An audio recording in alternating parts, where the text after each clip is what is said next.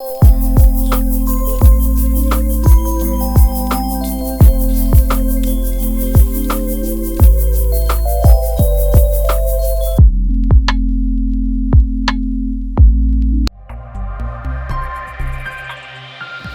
Aesthetic hair transplant centre hydra white treatment, جلد کی دلکشی اور نکھار کا ابتدائی علاج، نامور aesthetic consultant doctor Hanif Saeed کی زیر نگرانی۔ Pakistan aesthetic hair transplant centre, جہاں خوبصورتی بولتی ہے۔ فون 0341 000 6060 0345 210 5338۔ السلام علیکم، لائیو ڈیجیٹل نیوز میں خوش آمدید۔ آپ نے اب تک ہمارے چینل کو سبسکرائب نہیں کیا ہے تو صحت کی خبروں سے باخبر رہنے کے لیے سبسکرائب اور بیل آئیکن کو پریس کر کے لائک بھی ضرور کر دیں۔ خیبر پختونخوا ہیلتھ ڈائریکٹوریٹ نے MTI سے نرسز کی اسامیاں نرسنگ کالجز اور پبلک ہیلتھ اسکولوں کو منتقل کرنے کی سفارش کر دی ہے، جس پر ڈاکٹروں نے مزاحمت کا اعلان کر دیا ہے۔ روس میں کورونا سے متاثرہ افراد کی تعداد 80,000 تک جا پہنچی، جن میں سے 20,000 سے زائد مختلف اسپتالوں میں زیر علاج ہیں۔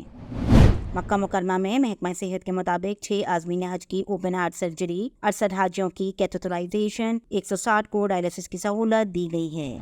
سندھ گورنمنٹ ہسپتال کورنگی پیرامیڈیکل ایسوسی ایشن کے صدر محمد حنیف شیخ نے گزشتہ روز ہسپتال کے احاطے میں احتجاجی مظاہرے سے خطاب کرتے ہوئے حکومت سندھ سے مطالبہ کیا کہ آنے والے بجٹ میں محکمہ صحت کے نیم طبی عملے کے تمام مالی مطالبات کو تسلیم کیا جائے، جس کے لیے کراچی سے کشمور تک پیرامیڈیکل اسٹاف متحد ہے۔ Pakistan medical and dental council نے فزیو تھراپسٹ اور فارماسسٹ کو ڈاکٹرز لکھنے سے روک دیا۔ EPI سندھ کے پروجیکٹ ڈائریکٹر ڈاکٹر نعیم راجپوت نے مستقل حفاظتی ٹیکہ جات مراکز کا دورہ کیا، اور اب آپ سراج الدین امجدی کی خصوصی رپورٹ ملاحظہ فرمائیں۔ السلام علیکم ورحمۃ اللہ وبرکاتہ۔ میں ہوں سراج الدین امجدی۔ LDN غریب مریضوں کا جن کا پاکستان میں کوئی حقوق نہیں، صحت کے سرکاری اور نجی شعبے میں ہونے والی لاقانونیت، ظلم اور ناانصافی کو بے نقاب کرنے کا جو قومی اور ملی فریضہ ادا کر رہا ہے، اس میں متاثرین اور مظلوموں کی جانب سے ہماری اخلاقی حمایت، یعنی چینل کو سبسکرائب اور لائک کرنے کی رفتار میں خوف اور سست روی ہمیں نظر آ رہی ہے۔ اگر آپ ہمارے پروگرامز کو پسندیدہ اور درست سمجھتے ہیں تو آج سے سبسکرائب اور لائک کر کے آپ بھی حق اور سچ کی آواز کا حصہ بن جائیں۔ آج کی خصوصی رپورٹ جناح پوسٹ گریجویٹ میڈیکل سینٹر کی انتظامی کونسل کے اجلاس کی اندرونی کہانی، سندھ میں محکمہ صحت کے ترقیاتی منصوبوں کے کرپشن کا پینڈورا باکس اور وزیر صحت کی اس سے لا تعلقی، قومی بجٹ اور صحت کا اجمالی جائزہ، اور نرسنگ کونسل میں کونسل کی جعلی نمائندگی پر مشتمل ہے۔ ناظرین کرام، LDN کی تحقیقاتی ٹیم کی دھماکہ خیز رپورٹ کے مطابق جناح پوسٹ گریجویٹ میڈیکل سینٹر کی انتظامی کونسل کے 3 جون پیر کے اجلاس نے ہسپتال کے خلاف قانون انتظامی سربراہ پروفیسر شاہد رسول اور خلاف قانون ڈپٹی ڈائریکٹر میڈیکل پروفیسر کوثر عباس کے مابین خفیہ معاہدہ کونسل کے ممبران کے مابین اجلاس میں اس وقت تشت اذبام ہو گیا جب اجلاس کے صدر نشین پروفیسر شاہد رسول نے غیر جانبدارانہ کردار کی ادائیگی کے بجائے اجلاسی کو ملتوی کر دیا، جبکہ اجلاس میں ڈپٹی ایگزیکٹو ڈائریکٹر ڈاکٹر یحییٰ، پروفیسر کوثر عباس اور اسسٹنٹ ڈائریکٹر ڈاکٹر عدیل سمو کی جانب سے حقائق بتائے جانے پر کوثر عباس آپے سے باہر ہو گئیں اور انہوں نے ڈاکٹر یحییٰ کی قانونی سرکاری حیثیت اور اجلاس کے قواعد و ضوابط کا خیال رکھے بغیر قانون کو ہاتھ میں لینے کی کوشش کی تو پروفیسر شاہد رسول نے معاملے کو ایتھکس کمیٹی کے سپرد کر کے معاملے کو ٹھنڈا کرنے کی کوشش کی۔ ڈاکٹر یحییٰ نے ہماری تحقیقاتی رپورٹ کے مطابق یہ موقف اختیار کیا کہ کوثر عباس کی خلاف قانون اور اضافی چارج کی خراب کارکردگی کی بنا پر ادویہ پروکیورمنٹ کے حوالے سے ادارے کی لائبلٹی 80 کروڑ تک جا پہنچی ہے، جس سے مریضوں کی خدمات کا تمام مثالی نظام بحران کا شکار ہے۔ واضح رہے کہ مذکورہ معاملہ ڈاکٹر یحییٰ کی تحریری شکایت کی روشنی میں پروفیسر شاہد رسول نے ایتھکس کمیٹی کے پاس بھجوا دیا ہے۔ پروفیسر شاہد رسول پروفیسر آف سرجری کی حیثیت سے اور پروفیسر کوثر عباس فزیالوجی کی ایسوسیٹ پروفیسر کی حیثیت سے سپریم کورٹ آف پاکستان کے حکم کے مطابق متذکرہ انتظامی عہدوں پر فائز ہونے کا کوئی قانونی جواز ہی نہیں رکھتے ہیں، اور حکومت کے جن انتظامی عہدے داروں نے قانون کے برعکس ان کی تقرری کے احکامات دیے ہیں، ان سمیت یہ سب توہین عدالت کے مرتکب ہوئے ہیں۔ آج جو قومی ادارے تباہی کے دہانے تک پہنچے ہیں، اس کی بنیادی وجہ یہی لاقانونیت کا وہ سیاہ پہلو ہے جب قانون اور آئین کی پاسداری کا حلف لینے والے خود اپنے حلف سے روگردانی کر کے ملک دشمنی پر مبنی کردار ادا کرتے ہیں۔ کیا اس سے قبل جے پی ایم سی کے خلاف قانون آرتھوپیڈک سرجن پروفیسر انیس کو عدالت نے نہیں ہٹایا ہے؟ یقیناً ہٹایا ہے، جبکہ اسسٹنٹ ڈائریکٹر میڈیکل اے ڈی ایم کے سیکشن میں خریدی جانے والی دوائیں قریب المدت نہ صرف ہوتی ہیں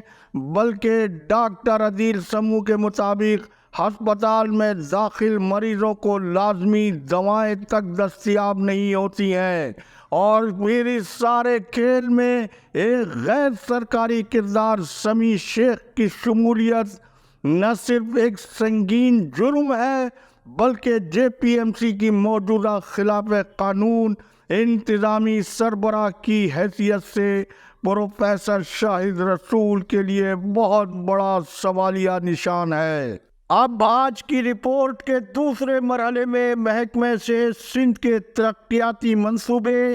نہ صرف مسلسل تاخیر کا شکار بلکہ غیر معیاری پائے جانے کا ایک نیا پینڈورا باکس کھل گیا ہے،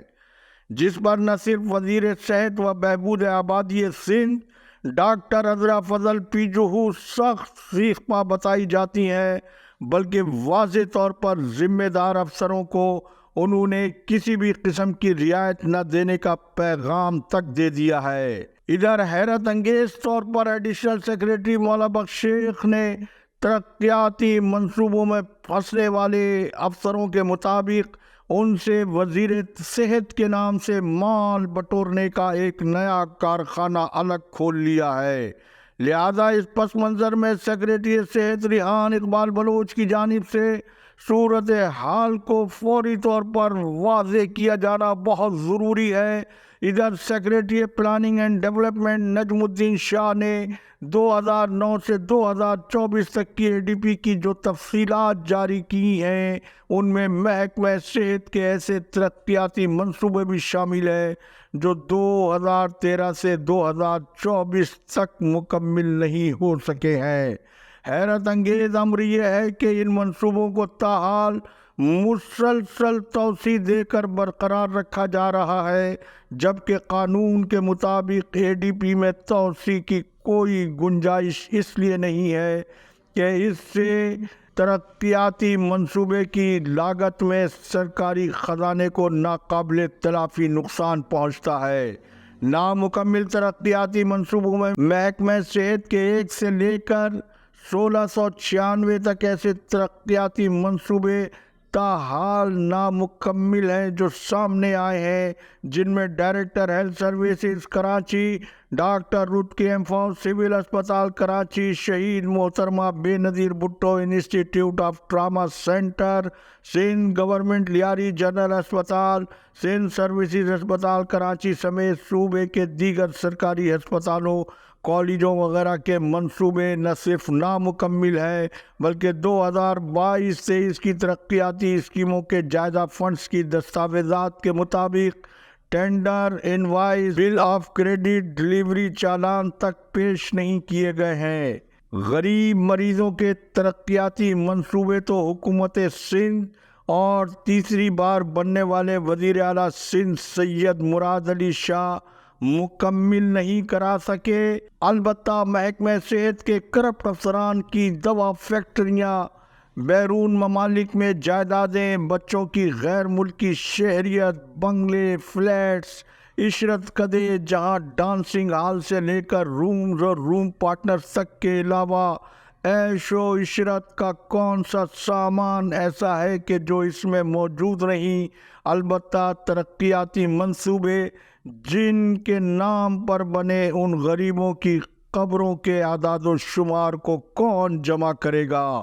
پھر یہ بھی کیا عجب ہے کہ محکمہ صحت سندھ کی جادو نگری میں سالوں سے بغیر تنخواہ پانے والے افسروں کو ترقی کے ساتھ ساتھ ایک نہیں دو شعبوں کے مالی اختیارات بھی دے دیے جاتے ہیں۔ کہاں ہے احتساب کے ادارے اور کہاں ہے وزیر اعظم شہباز شریف کے دعوے؟ کیا جب مر جائے گی مخلوق تو انصاف کرو گے؟ جبکہ قومی بجٹ پیش کرنے میں موجودہ حکومت کو شدید مشکلات کا سامنا رہا۔ سیلز ٹیکس میں اضافے کی وجہ سے دواؤں سمیت سرجیکل اشیاء اور طبی خدمات میں زبردست اضافے کے باعث عام اور غریب مریض کو طبی سہولیات میں شدید مشکلات کا سامنا رہے گا۔ گزشتہ ایک سال میں نگراں حکومت کے فیصلے کے نتیجے میں پہلے ہی دوا کی قیمتوں میں اب تک 35% تک اضافہ ہو چکا ہے۔ رپورٹ کے آخری حصے میں Pakistan nursing and midwifery council میں گلگت بلتستان حکومت کی جانب سے کونسل کے نامزد نمائندہ خاتون کے بجائے جعلی نمائندہ خاتون کے سامنے آنے کے بعد اب جی بی میں جعلی نرسنگ انتخاب کا ڈرامہ بھی بالآخر تشت ازبام ہو گیا ہے، جس میں کونسل کے کمپیوٹر آپریٹر آصف خٹک اس بوگس انتخاب کے مرکزی ملزم کے طور پر سامنے آئے ہیں۔ روز ایسے واقعات کے رونما ہونے سے ملک میں نرسنگ کی اعلیٰ تعلیم و تربیت کا نظام تیزی سے بدتری کی جانب بڑھ رہا ہے۔ حکومت کو کونسل میں اپنی فوری رٹ قائم کرنا ہوگی۔ اس کے ساتھ ہی اللہ حافظ پاکستان زندہ باد، عوام و افواج پاکستان پائندہ باد۔